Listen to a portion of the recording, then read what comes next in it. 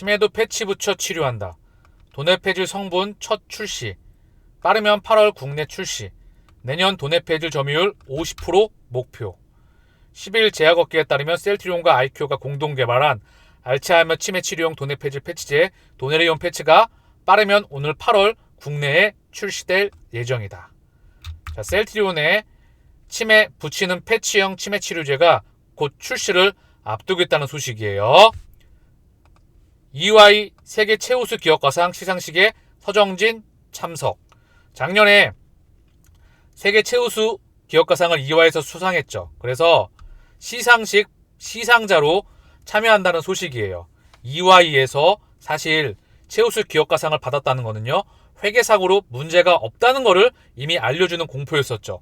세계 4대 법인입니다. 회계법인. 그래서 문제는 없다라는 부분을 우리는 이미 알고 있었어요. 위클리 오늘에서 롯데바이오로스 초대 대표의 이원직 상무가 내정됐다는 소식이에요. 자, 이 사람이 누군지 봤더니 바로 셀트리온의 출신입니다. 자, 보면 미국 국적으로 UC 버클리대에서 분자 세포 생물학을 전공하고 미국 보건복지부에서 연구원으로 경력을 쌓았다. 미국 제약사 브리스톨 바이오스킵 근무 당시 셀트리온 CMO 프로젝트의 품질 팀장을 역임했다. 2006년 한국으로 파견돼서 셀트리온 GMP 시스템의 성공적인 정착과 육성에 기여하기로 했다. 2010년에는 삼성전자 신사업 추진단 삼성바이오로스 품질팀장을 거쳐 DP 사업부장을 역임했다. 국내를 대표하는 바이오 기업인 셀트리온과 삼성바이오로스의 런칭을 이끈 경험과 글로벌 제약사들의 탄탄한 네트워크를 보유하고 있어 롯데바이오로스를 이끌 인물이라는 평가를 받는 것으로 전해졌다. 자, 그래서 셀트리온과 삼성바이오로스를 거쳐서 롯데바이오로스 초대 대표에 내정됐다는 소식이에요. 바이오 업계임은 반도체뿐만 아니라 사실 핵심 그런 인력을 확보하는 게 무척 중요하다고 생각하죠. 셀트리온의 바이오 인력은 국내뿐만 아니라 세계적으로도 인정받는 거라 생각을 합니다. 더더불어 2,000명의 연구 인력이 확정되는 그 부분에 있죠. 주가는 언제 오르나?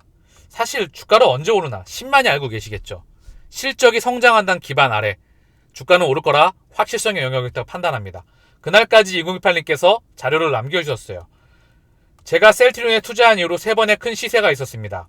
2015년 화이자 이벤트, 2017년 코스피 이전, 2020년 레키노라 기대감. 이 3번의 대세 상승에서 대형 이벤트만 있었던 것이 아니라 큰 폭의 실적 성장이라는 공통점이 있었습니다. 2015년에는 화이자 이벤트, 호스피라 인수도 있었지만 매출이 전년 대비 2.5배 증가였기 때문에 큰 폭의 주가 상승에 있었습니다. 2016년도에도 매출은 83% 성장하였으나 영업이익이 6.8% 성장에 거쳐 주가는 보합 수준을 유지하였습니다. 2017년도 코스피 이전 때는 매출이 38.1% 성장하였지만 영업이익이 무려 70% 증가하였습니다. 당연히 주가도 큰 폭으로 올랐죠.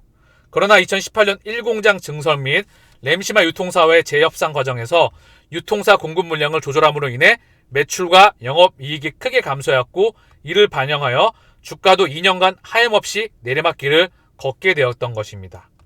자, 여기서 핵심이 뭐냐? 실적이 정체가 되었어요. 더불어서 램시마가 보험사, 미국 사보험사의 등재가 좀 늦게 됐죠. 더불어서 미국 금리 인상 4회가 가장 중요했던 매크로 이슈가 있었죠. 더불어서 실적 정체와 더불어 주가는 박살나게 되었습니다. 2019년도에는 매출은 53.2% 증가하였고 영업이익도 50% 증가하였지만 2018년 쇼크로 인해 주가는 반등하지 못하고 약법세를 유지하였습니다. 그러다가 2020년 들어 매출도 53% 증가하였고 영업이익은 무려 130% 증가함으로써 주가도 사상 최고치를 경신하였습니다. 2020년에는 레키노라 기대감으로 올랐다고 하지만 실제로는 매출 및 영업이익의 큰 폭의 성장 때문입니다. 2019년 매출 및 영업이익 성장까지 추가로 반영하여 주가도 더 큰 폭으로 올랐다고 봐야 합니다. 그래서 2021년 들어서는 레키노라가 EMA 정식 승인을 받았지만 오미크론이 유행하면서 이후에 대규모 조달 입장이 취소되었으며 레키노라의 기대감은 실망감으로 바뀝니다. 화이자 팍스로미딜, 머크 몰루피라베르크 승인될 때마다 주가는 곤두박질 칩니다. 우리들은 레키노라 실망감이 충분히 반영되었다고 생각했지만 저놈들은 바이오시밀러 경쟁으로 인한 레드오션 프레임으로 밀어버리고 회계 이슈로 또 밀고 테마색 블록딜로 또 한 번 밀어버립니다. 깐 이마에 두세 번 또 까여 매우 아팠습니다. 이런 주가 하락의 원인은 저들이 갖다 붙인 것입니다. 2021년 실질적인 주가 하락의 원인은 저는 실적 부진이라 판단합니다. 정말 정확한 정답이죠. 회사 펀더멘털의 문제가 발생한 것이 아니라 2보 전진을 위한 1보 후퇴의 개념으로 봐야 합니다. 매출은 18% 증가하였으나 영업이익은 8.9% 감소하였습니다. 오늘 종가 기준으로 전고점 대비 60%의 하락이면 실적 부진의 정도에 비하면 과도한 하락이라 판단됩니다. 저놈들은 이것저것 이유를 갖다 붙여 과도하게 밀어버린 것이지요. 저놈들은 항상 그래왔습니다. 올라갈 때는 시장 지수보다 많이 올리고 내릴 때는 시장 지수보다 더 많이 밀어버리는 경향을 보여왔습니다. 지난 1년 반 동안 레케노라 기대감은 고스란히 반납했고 미국 트룩시마 램시마 단가 인하로 인한 변동 대가도 이미 반영하였으며 레케노라 손실 보상도 상당 부분 반영하였으며 직판을 위한 초기 비용도 미리 선반영하였으며 말도 안 돼 되지 않는 회계 이슈도 모두 마무리했으며 테마색 블록들도 이제 없을 것입니다. 더 나올 악재가 있을까요? 제가 보기에는 아무리 찾아봐도 보이지 않습니다. 주가 하방의 핑계거리가 더 이상 보이지 않는다면 저놈들도 이제 시장 분위기를 봐가며 상방으로 방향을 돌리겠죠. 그러나 주가가 다시 반등하기 위한 선행 조건은 실적 개선입니다. 현재 3마, 미국 시장 점유율 추이, 램시마 SC의 성장 추이, 유플라이메 및 신규 제품, 베그잘마의 출시 등으로 인해 2분기부터 다시 실적 개선이 예상됩니다. 램시마 SC 및 유플라이마 등 신규 제품 등 고마진 제품들의 매출 비중이 증가한다면 영업이익도 다시 크게 개선될 것입니다.